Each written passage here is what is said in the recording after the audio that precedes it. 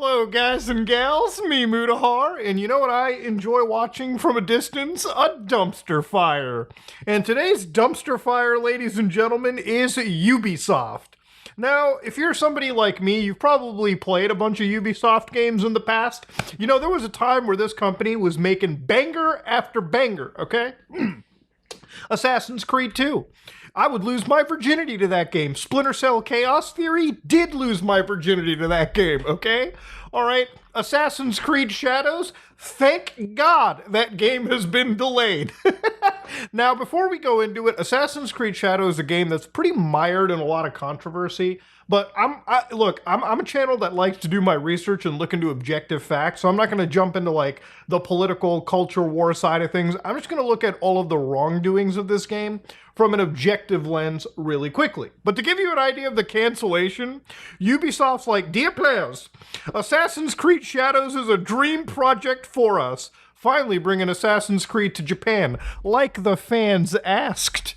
But you know what? Time's passed real quick. You know, there's tons of other games like Ghost of Tsushima that have basically done what we've wanted, all without Ubisoft jumping in to ruin the fun.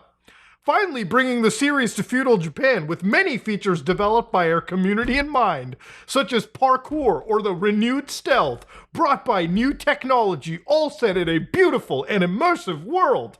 This is an ambitious addition to the franchise, a rich experience that can be lived through the eyes of two unique protagonists. But we realize we need more time to polish and refine the experience. So I want to stress by saying that out of all of the L's Ubisoft has taken, this is a pretty smart decision, okay? If you know your game isn't ready for primetime release, don't release the game, okay? Just don't do it.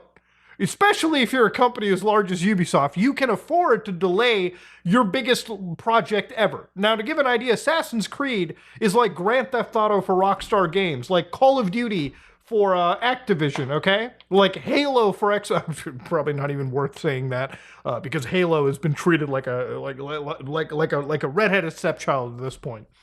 But to give an idea, Assassin's Creed is a pretty huge franchise for Ubisoft. They can't, you might be able to mess up like a smaller franchise, but this is what you're kind of known for, okay? This is a big moneymaker.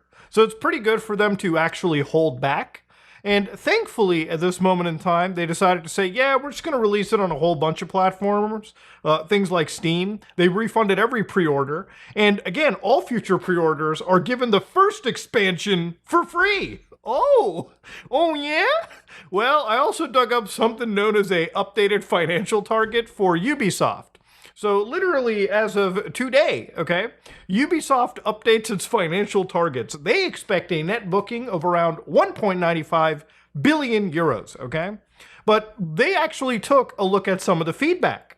So what they did was they said AC Shadows is released 14th February 2025, which I believe that's the same month Monster Hunter Wilds dropped. So you got kind of some competition there. I'm just putting it out there. While the game is feature complete, meaning it's already done, the learnings from the Star Wars Outlaws release led us to provide additional time to further polish the title. This will enable the biggest entry in the franchise to fully deliver on its ambition, notably by fully promising our dual protagonist adventure and bringing two very different gameplay styles. So they're also departing from a season pass model. Now, if you don't know the season pass model, every time Ubisoft releases any game these days, they always attach like a year season pass to a game. So you already know for a matter of fact that they're going to probably take out content and just rework it to release 2-3 months down the road, okay? So at least here, they're like, well, shit, we'll just give the first expansion for free, okay? We don't want people to just buy our games and not expect other things coming down the road. So it's kind of cool they've done that. Obviously, they're going to have more than one expansion, so expect a couple things paid. But yeah, the game will mark the release of every new release they have on Steam day one. Oh yeah, finally, okay? Yay, you gave us more options on the PC. Now, I really, on a separate side tangent, to me, this really doesn't, invoke much confidence in me, because the moment that I have to put on 2 or 3 condoms to play a game, the condoms being PC game launchers, just drives me insane. If I still need, to run Ubisoft Connect while running Steam, it just doesn't even matter to me. So additionally, despite solid ratings and user scores across first-party stores that reflect an immersive and authentic Star Wars experience, their Star Wars Outlaws sales were softer than expected, okay? And, this is one of those things where, look, everything is really expensive these days. People don't have infinite money. So when you buy a game, you pretty much have to commit to that game you're buying, okay? So let's say you only have the budget to realistically buy, like, I don't know, 4 or 5 games a year, maybe less, maybe more. If you only have that budget, your choices, you really have to go with games that blow people's socks off. When I reviewed Star Wars Outlaws, I wasn't overly negative about the game. I don't think you should be overly negative or you should just give an actual review. My review said the game was quite literally just mid. It was literally in between. There was nothing that impressive about it, okay? Yeah, it looked okay, it looked nice, but if you're just releasing a game that is quite literally Uncharted but set in space, like a game that functionally feels like something that released back in the PS3 era, yeah, I'm not really going to be singing its praises. A game that stealth mechanics are about as exciting as Dora the fucking Explorer, especially coming from the same studios that built Splinter Cell Chaos Theory, I'm not going to be too terribly excited, okay? It's insane shit for me to recommend somebody spend $70 of their hard-earned money on a game so mid, okay? That's why you have softer than expected sales. So the Assassin's Creed controversy was pretty insane, and to show you a level of the controversy that honestly leaves me insane, is I assume Ubisoft has pretty much delayed the game because of all of the backlash they're getting. And to show you the level of backlash this game is getting, I'm gonna play one clip right here. I am justice.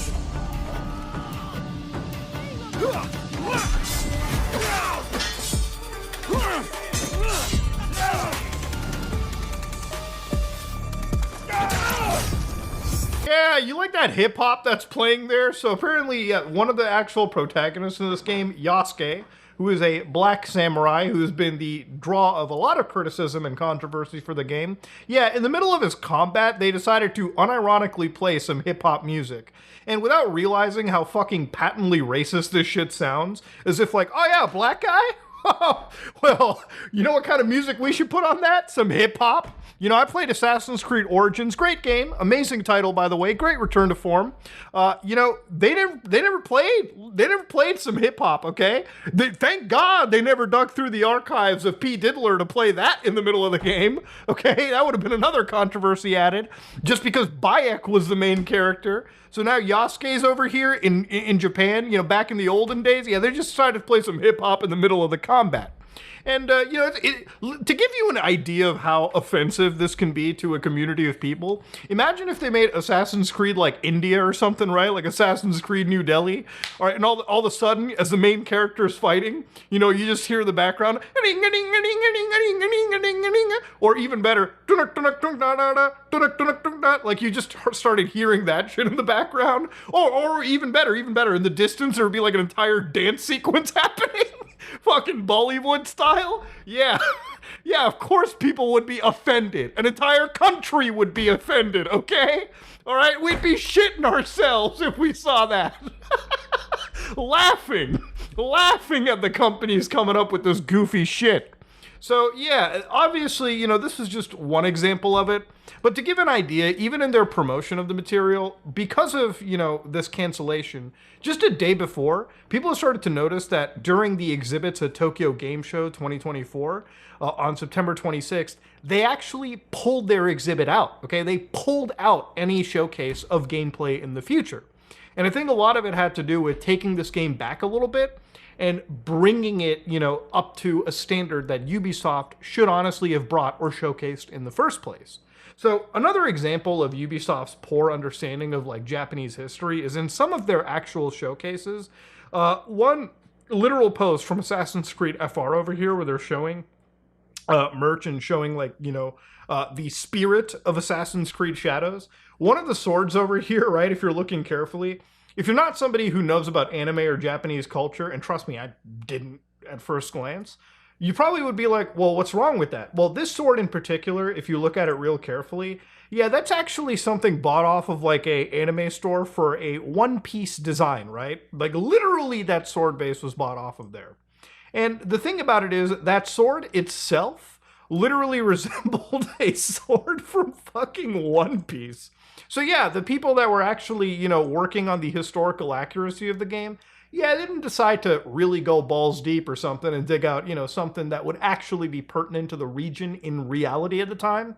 They decided to go to like the most popular anime and were hoping that nobody would pick it up, which have you seen the amount of fucking nerds there are on the internet? Yeah, they're gonna pick it up. So the other reality of it is, too, is like obviously the character Yasuke. Now, if you want to see an actual gang-worn reality, something even more sinister and wilder than the Hell's Angels gang fight, this is Yasuke's Wikipedia revision page history. It is a current battleground on the internet, okay, between Wikipedia moderators and Wikipedia editors, figuring out what works and what doesn't work in regards. I mean, literally, you've got individuals revising accounts, figuring out who committed seppuku and where. It is actually insane to see. Now, to be fair, I really don't care about Yasuke being in the game. I'm interested in how they handle it. I think because of the controversy, I am actually more excited to see this character's role in the video game and how Ubisoft handles it purely out of a fucking train wreck mentality. And just because it's garnered so much controversy, like I've heard more about the Yasuke controversy than anything else in regards to AC Shadows. If you ask me, one of my I would say the hip-hop stuff is pretty egregiously bad. I would say that the display of the One Piece stuff is pretty bad. I would also say that the game launching without fully being on disc is bad. But thankfully, because it's canceled, Ubisoft has no excuse but to provide the game on a fucking disc. But that's a whole separate story. So apparently the person who was bringing up this whole Yasuke samurai stuff was apparently Thomas Lockley, who I decided to look into, and this comes from r/Asian masculinity. So the online community for Asian men, the only space on the web dedicated to critically examining the Asian male experience, right? So well done to Japanese gamers and Japanese historians. So the guy is effectively the godfather and architect of this. Yasuke was a legendary samurai. 5 years ago, he found a few vague paragraphs referring to Yasuke in the historical record and somehow managed to write an entire 400-page book based on these few references. He himself admits that he had to fill in the blanks.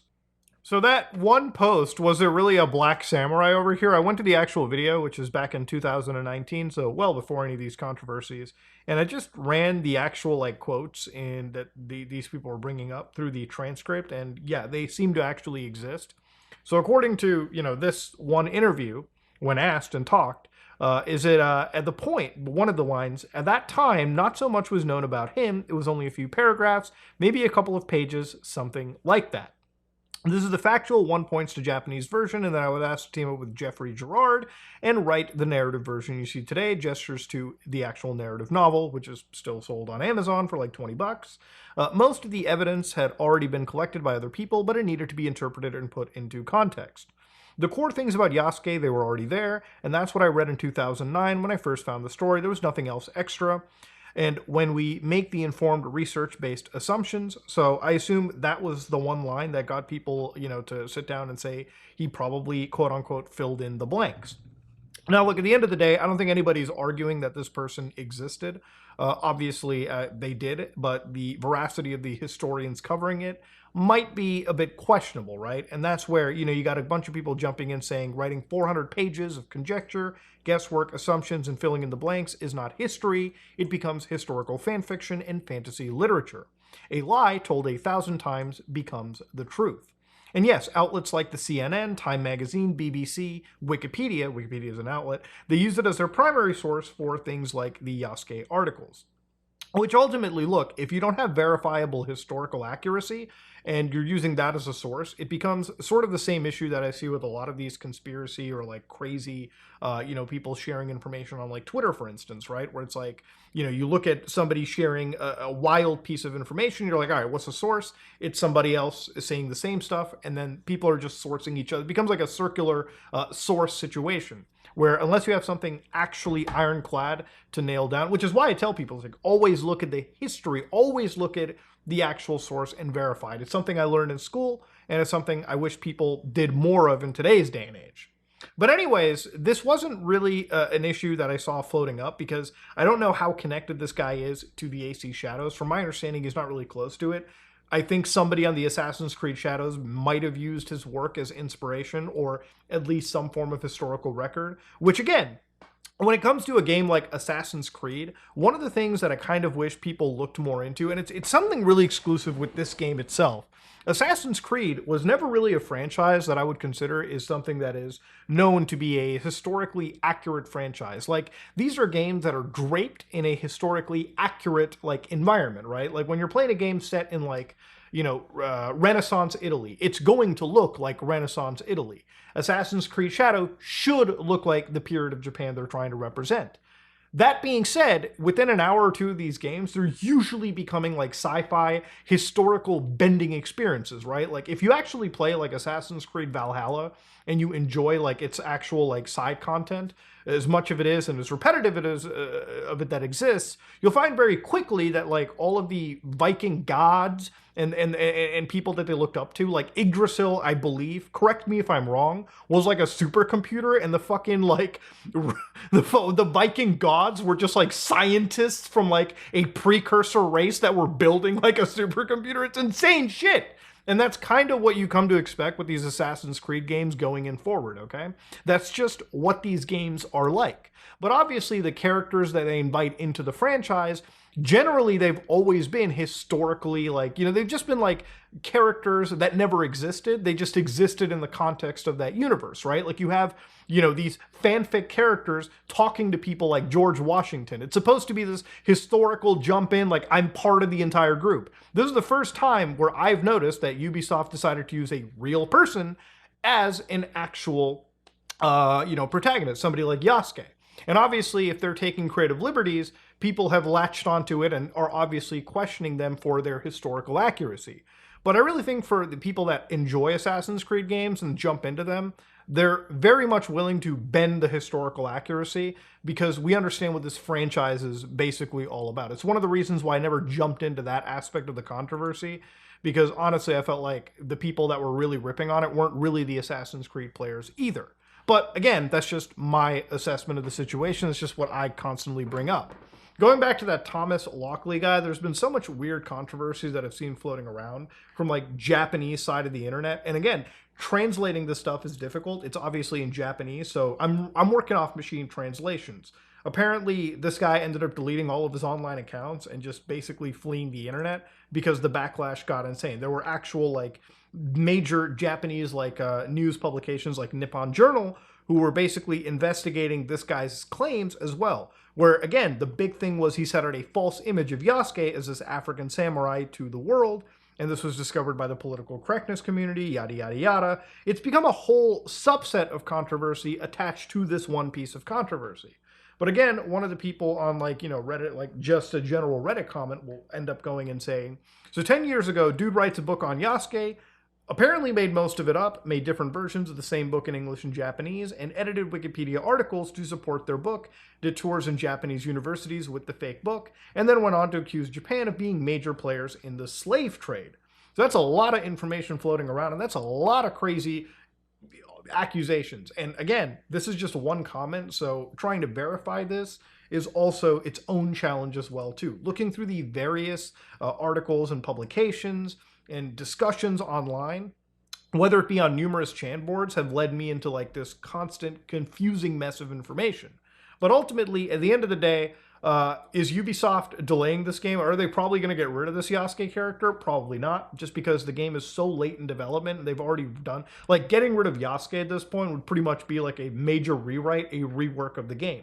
I think at the end of the day, Ubisoft as a company has realized they've been making a lot of mid-video games. A lot of video games that are open world, forgettable, like, nonsense pieces that, for them, if they want to survive in the AAA space, they actually have to be developing proper, tangible games. And look, on a side note, at the end of the day, for me, this gaming generation has been pretty underwhelming, at least from the AAA perspective. You know, at least in the beginning of like the PlayStation 4 generation, this was the same company that was making games like Assassin's Creed Unity, really pushing their technical chops up the edge, putting in like tons of NPCs, a realistic recreation of like France, Paris at the time, back during the days of their revolution.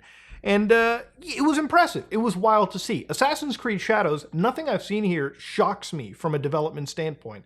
Nothing here shows me a game that probably couldn't have been done on the PlayStation 4, okay? You probably could have nixed the ray tracing, probably could have recreated this game on an actual older system. So again, this is just what I personally see from this game. It doesn't blow me away to the same level of games that released at the beginning of the PlayStation 4 generation. And when it comes to video games, guys, with the amount of advancements and technical spaces we have, I really notice that it's only the indie companies that go out of their way to produce the actual amazing stuff.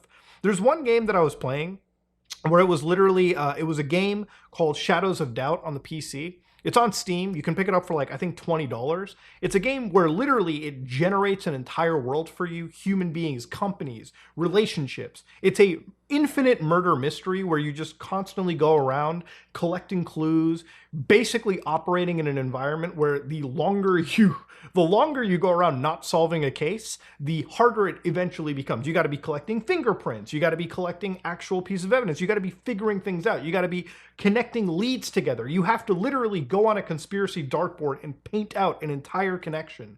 And it's one of those games where you can literally play it for like 15 hours straight and not realize where the time is gone.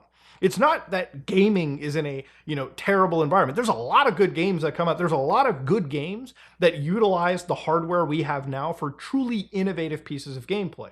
And it's not the AAA space. It's not this environment, okay? Ubisoft wants to participate in a space where some person can make a game that genuinely demolishes what they have actually produced in a fraction of the cost and in a fraction of the time. Ubisoft is in a situation where they actually have to produce a video game that rivals the gameplay chops of indie stuff, of stuff that actually has people putting their time and effort into, versus releasing the same slop they've effectively been releasing since the Xbox 360 days, okay?